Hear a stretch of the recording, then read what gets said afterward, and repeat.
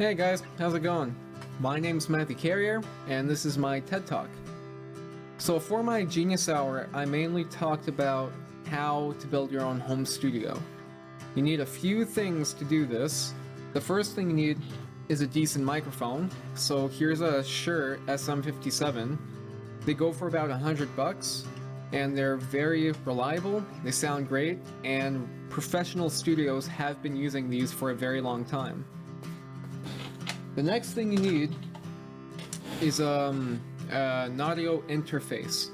So this is what's going to take your acoustic signal and transform it into a digital audio signal. And the last thing you need is a laptop and a recording software. Right now I'm using Pro Tools, and they actually just released a free version of Pro Tools for beginners. At first, I thought I would talk to you guys about how to use these tools to make a home recording. Instead, I thought I'd talk about the current state of the recording industry. So back in the day, like in the 60s and 70s, musicians would have to pay thousands of dollars to get into a studio and get recordings done. With the advancements in technology today, you can easily get professional sounding recordings for under $1,000. $1,000 isn't cheap, but it's still much cheaper than spending $100,000. So while it's great that musicians can save a bunch of money and get decent sounding recordings from their basements, this advancement in technology has had its negative impact on music and the audio recording world. So for example, the value of music has depreciated greatly ever since the internet became very popular. Many people now would rather download music for free than buy a physical copy. And therefore, musicians aren't making any money, and therefore they can't pay for professional studio time, and therefore audio engineers can't make any money, and so studios close down.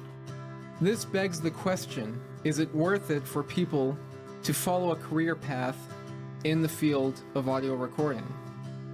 It's arguable, but let's just say this. People don't go in the field of audio recording because of the money. At least not anymore. Being an audio engineer these days is very much like being a musician or an artist or an actor. You either get paid or you don't. And the only way to get paid is to make a name for yourself. Fortunately for future audio engineers, there is a human element that can't be replaced. So for instance, as I'm doing this video, I am recording my voice through a microphone, and I will be editing this in Pro Tools later on to make the audio in this video better. And many audio engineers would be doing the same thing on movie sets, on radio broadcastings, on TV commercials, on TV shows, you name it. So while it is hard to get a job, a paying job in the field of audio recording when it comes to recording bands and music, there are still a lot of jobs out there that don't involve music. The last point I want to make is that seeing how technology has made recording gear very affordable, I feel that they have replaced the way in which musicians write and create music. So in essence, a microphone has become a musician's paintbrush. Personally, I prefer to record my music over writing it down on paper. I find that you get instant results on how your work is going to sound like, and it is much less time consuming. From what I've seen, most musicians I know would prefer to record their work over writing it down. And quite frankly, writing down music has become an outdated method of creating music. And I'm not trying to say that high school music teachers should disregard more traditional music teaching methods.